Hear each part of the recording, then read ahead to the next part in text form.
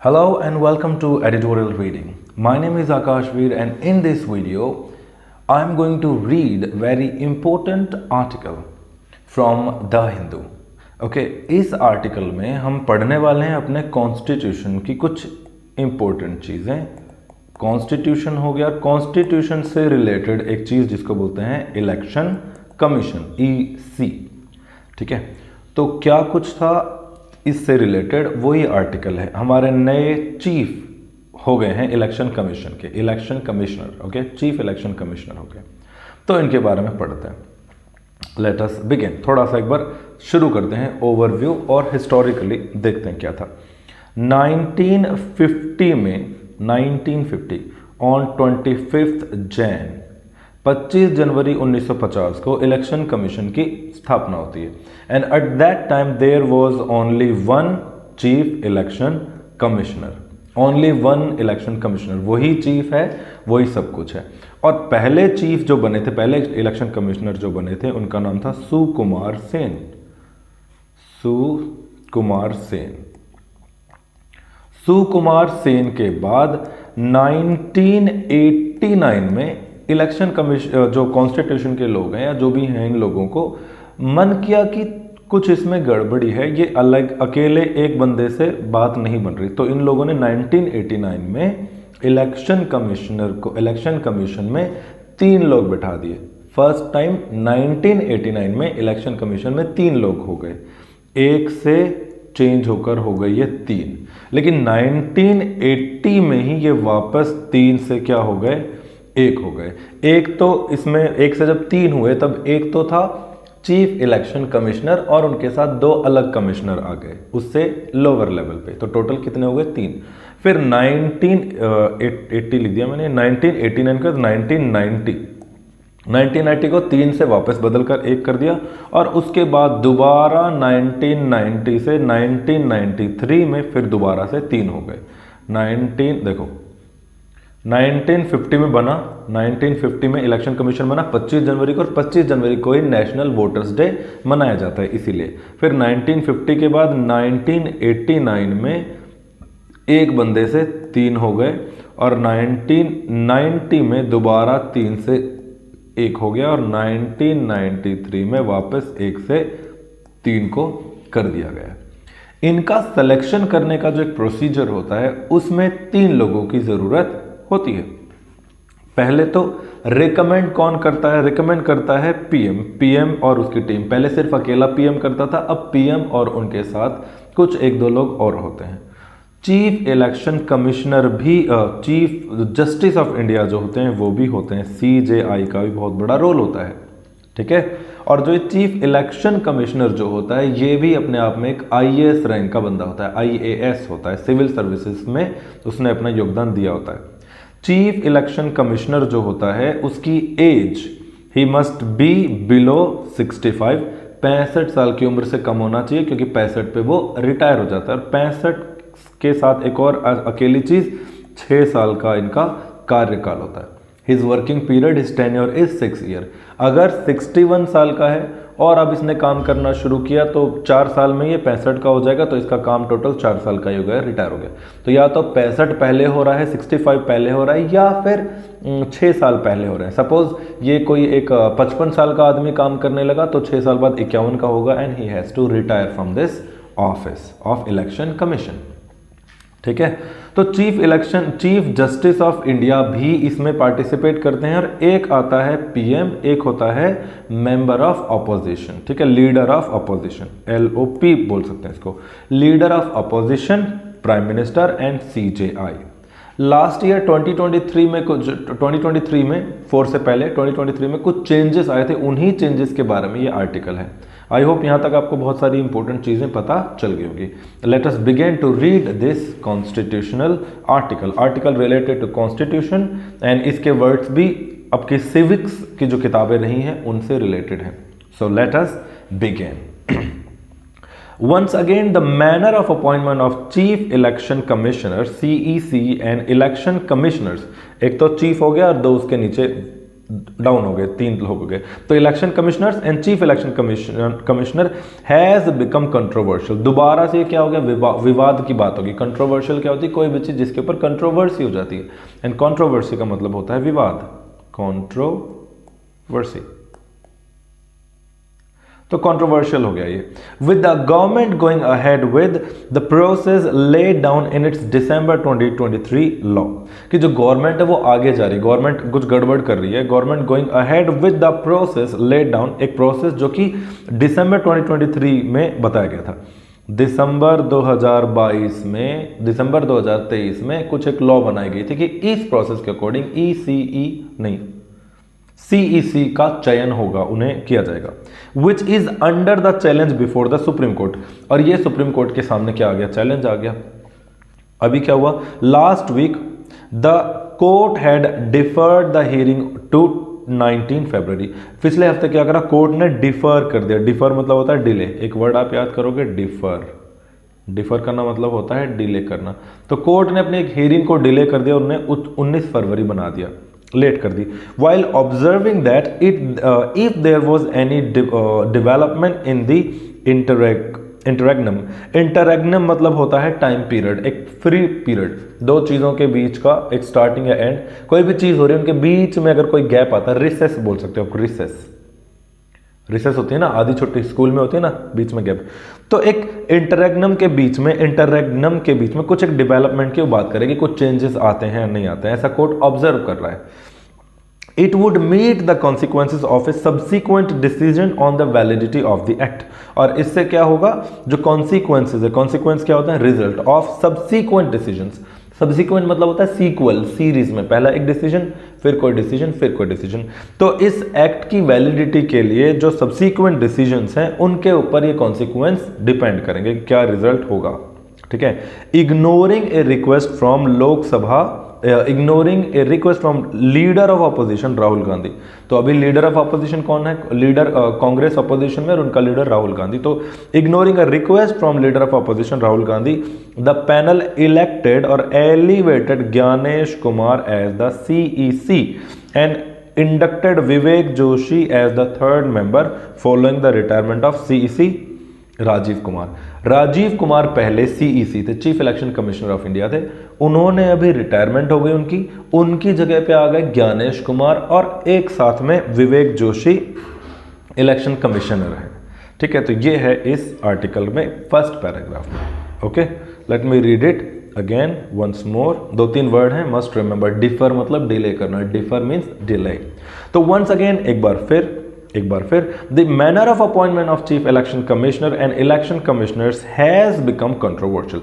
एक बार फिर से इलेक्शन कमिश्नर का बनाने का प्रोसेस जो है, मैनर जो है वो कंट्रोवर्शियल हो गया, विवाद हो गया, उसमें विवादास्पद हो गया है। With the government going ahead with the process lay down in the December 2023 law. तो दिसंबर 2023 लॉ में थी, उससे कुछ आगे चल रही है गवर्नमेंट, उन्होंने कुछ करा है, क्योंकि which is under challenge before the supreme court. जो ये लॉ है, ये लॉ अंडर चैलेंज चल रही है। जो भी पैनल, जो भी अभी हुआ, ये कोर्ट के अंदर मतलब चैलेंज हो गया, कोर्ट के लिए एक चुनौती हो गई कि ऐसा क्यों। क्योंकि last week the court had deferred the hearing to February 19। Court ने अपनी हियरिंग को 19 फरवरी तक आगे बढ़ा दिया। वाइल ऑब्जर्विंग दैट, और उस दौरान वो ऑब्जर्व कर रहे हैं कि if there is any development in the interregnum, इस इंटररेग्नम में इस डिस्कस में कुछ प्रोसेस हो, कुछ डेवलपमेंट हो, कुछ आगे बढ़ा जाए, और अगर ऐसा हुआ तो it would meet the consequences of a subsequent decision on the validity of the act. जो सब्सिक्वेंट डिसीजंस आएंगे उनकी वैलिडिटी के ऊपर, इस एक्ट की वैलिडिटी के ऊपर, उसके ऊपर सारे कॉन्सिक्वेंसेज डिपेंड होंगे, सारे results. Ignoring A request from Lok Sabha leader of opposition LOP Rahul Gandhi, the panel elevated. Rahul Gandhi ने रिक्वेस्ट करी कि भाई कुछ गड़बड़ है, लेकिन राहुल गांधी की रिक्वेस्ट को साइड में रख दिया, दरकिनार कर दिया, और ज्ञानेश कुमार को CEC बना दिया गया है। और इंडक्टेड विवेक Joshi as third member. Vivek Joshi, एक सुखविंदर सिंह सुक्खू हैं अभी, नहीं सुखविंदर सिंह सुक्खू नहीं, एक और है कुछ ऐसे ही नाम इनका, सुखविंदर टाइप। ठीक है, तो वो इसमें नाम आएगा तो मैं बताता हूं। तो एक तो विवेक जोशी हैं इलेक्शन कमिश्नर, और एक Gyanesh Kumar chief election commissioner. और किन की रिटायरमेंट के बाद, राजीव कुमार की रिटायरमेंट के बाद। पहले कौन थे, पहले first election commissioner Sukumar Sen. Sukumar Sen 1950 में जब बना था तब इलेक्शन कमीशन। आगे चलते हैं। The question is whether the act of 2023 goes against A 2022 constitutional bench verdict. अगला वर्ड आया वर्डिक्ट। वर्डिक्ट का मतलब होता है चुनौती नहीं, वर्डिक्ट का मतलब होता है जजमेंट। वर्डिक्ट जजमेंट, ठीक है, एक जजमेंट या ओपिनियन ऐसे कुछ होता है, जजमेंट। तो 2022 कॉन्स्टिट्यूशनल बेंच का जो जजमेंट था, क्या 2023 का जो लॉ का जो चीज आई है, क्या वो 2022 वाले लॉ की चीज के अगेंस्ट है?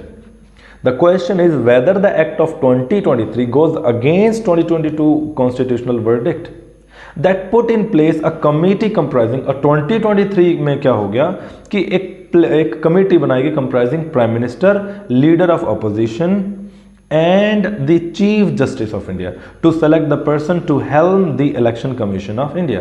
helm का मतलब अगेन एक और वर्ड हो गया helm। helm का मतलब होता है कंट्रोल, कंट्रोल करना, स्टीयरिंग। जैसे आप स्टीयरिंग पे हो, आप गाड़ी चला रहे हो तो आप यू आर हेल्मिंग या you are at the helm. आप हेल्म पर हो या हेल्मिंग कर रहे हो, कंट्रोल कर रहे हो, चला रहे हो, ठीक है।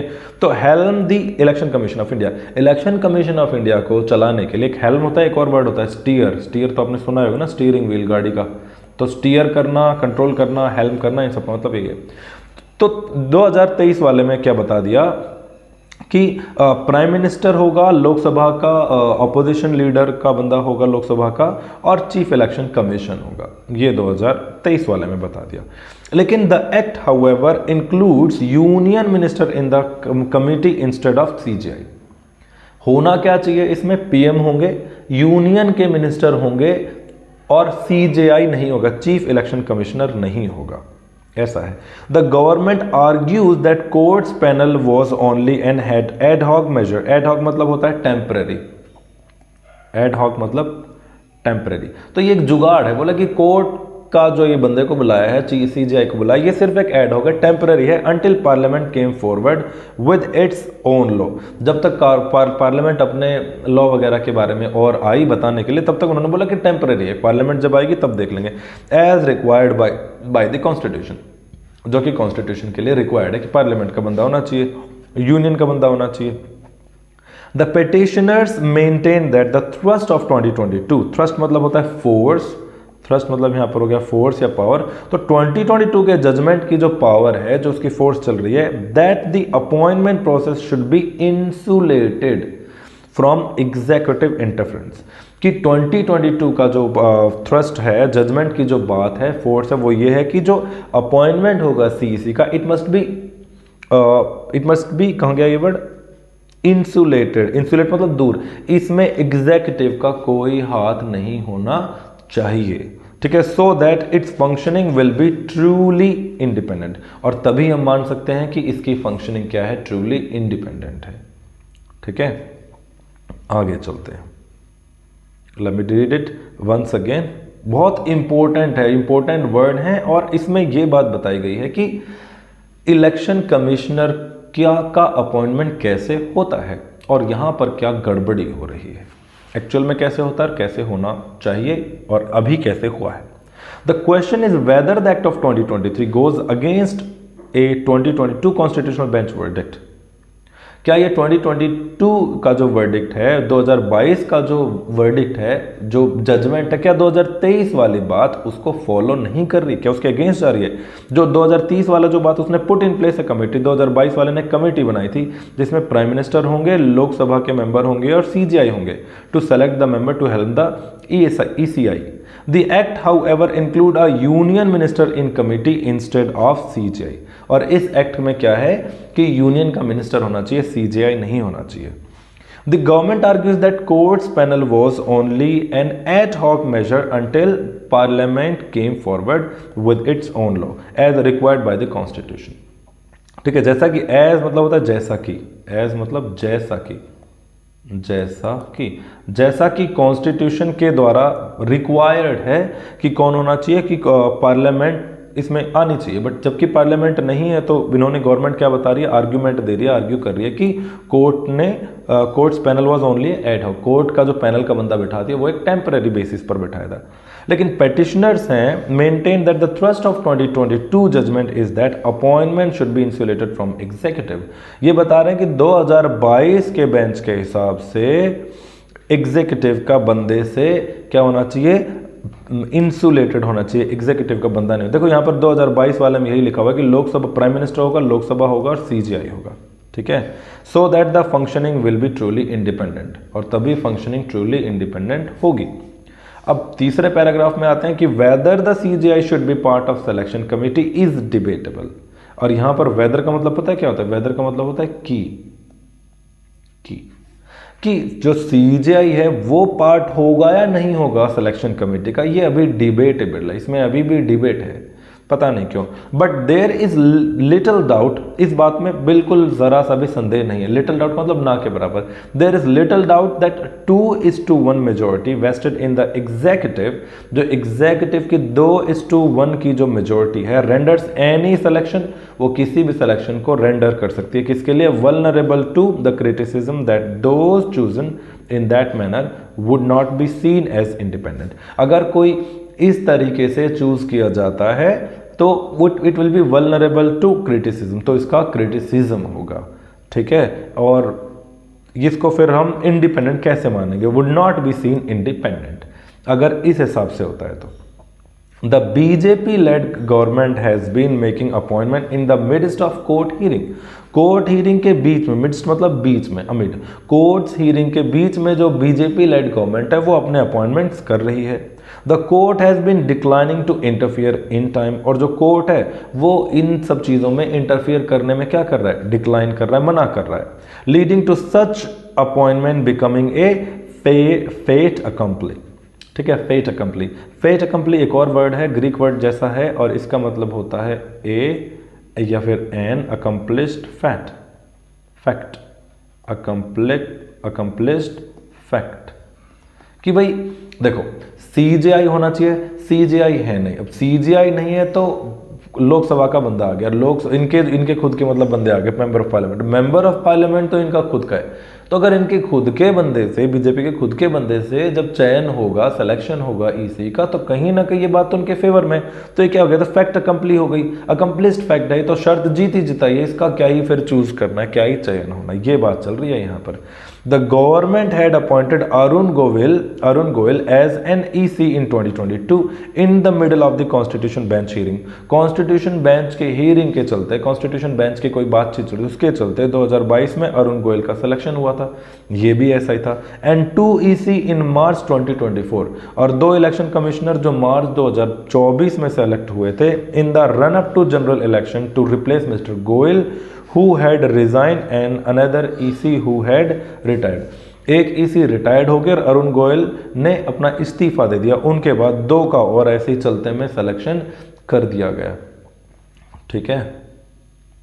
आया समझ में कुछ या बोरिंग लग रहा है? बोरिंग लग रहा है ना भाई, पढ़ाई मोस्टली बोरिंग होती है, बट इनिशियल स्टेज पे बोरिंग होती है। अभी आपको पता नहीं है कि सिलेक्शन होता कैसे है, मेंबर्स कौन कौन से होते हैं। जो इंग्लिश के वर्ड हैं ये शायद आपको टफ पढ़ रहे होंगे, you are not able to understand, और जो चीज़ टफ शुरू में लगती है it looks boring, it's okay, let's begin again. So whether the CGI should be the part of selection committee is debatable। ये अभी तक डिबेटेबल है कि CGI जो है ये सिलेक्शन कमेटी का पार्ट होगा या नहीं होगा, लेकिन there is a little doubt, इस बात में बहुत कम डाउट है कि 2:1 majority vested in the executive renders any selection vulnerable to criticism that those chosen in that manner would not be seen as independent। जो इस तरह से चूज किए गए बंदे, क्योंकि देखो 2:1 का मतलब क्या है कि लगभग जैसे जितने भी लोग हैं 545 के आसपास लोग हैं ना, लोकसभा में 545 के आसपास लोग हैं, इनकी 2/3 मेजॉरिटी, टोटल 3 में से इस पूरे का 2/3 लोग, अगर 2/3 कितना हो गया, इसको 3 से करते हैं तो 3 ये कम 3 3 8 24 और 3 दूनी 6, 182 से ऊपर, यानी कि लगभग 200 के आसपास लोगों ने, अगर 200 नहीं 182, 200 क्या, 200 का इसका 2 से भी तो मल्टीप्लाई करेंगे अभी, तो कितना हो जाएगा 400, लगभग 350 के 350 से ऊपर लोगों ने अगर बोल दिया फेवर में बात, तो वो इंसान सेलेक्ट हो जाता है। कुछ भी ऐसा करना होता है कॉन्स्टिट्यूशन में तो 2/3 मेजोरिटी से काम होता है कॉन्स्टिट्यूशन का या कोई भी ऐसी चीज़ का, ठीक है, लोकसभा में।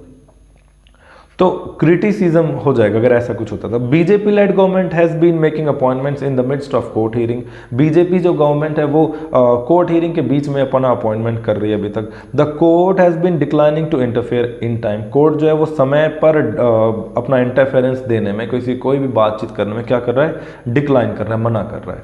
And leading to such an appointment becoming a fait accompli. और जिसका मतलब ये है कि ऐसा कोई भी अपॉइंटमेंट होता है वो फेट अकम्पली है। फेट अकम्पली का मतलब क्या हो गया कि ये तो भाई सेटिंग कर रखी है एक तरह से पहले से, ये वाली बात है, अकम्पलिस्ड फैक्ट है कि ऐसा तो होना ही होना है।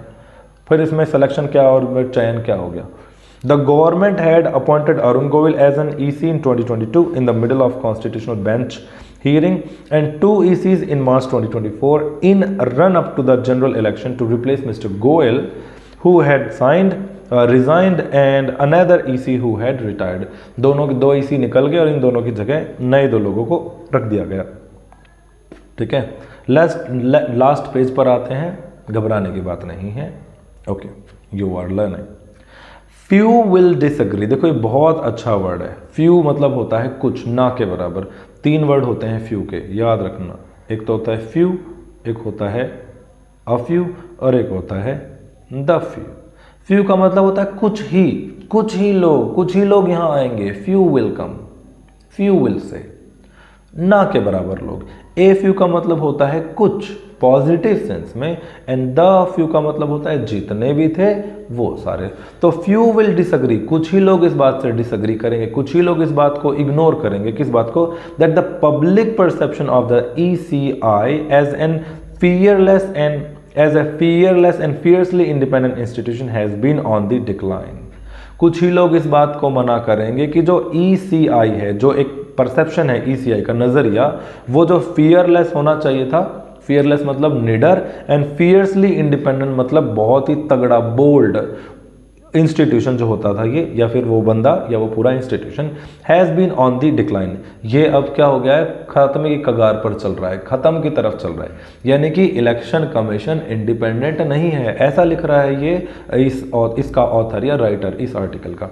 और अगर इलेक्शन कमीशन ही इंडिपेंडेंट नहीं है तो कोई भी इलेक्शन होगा, जीतने वाले का तो नाम ऑलरेडी डिसाइडेड होगा कि भाई फलाना आदमी ही जीतना है। यही गड़बड़ है, ठीक है। If the elections are to be seen as fair and free, अगर इलेक्शंस अगर फ्री एंड फेयर दिखते हैं by the whole electorate and not merely followers of the winner, वो इलेक्शंस नहीं होंगे जो विनर्स के फॉलोवर्स होंगे। विनर यानी कि जो जीत गई सरकार, अब जो अगले जो कोई भी इलेक्शंस होंगे वो उसी के फेवर में होंगे। ऐसा नहीं होना चाहिए।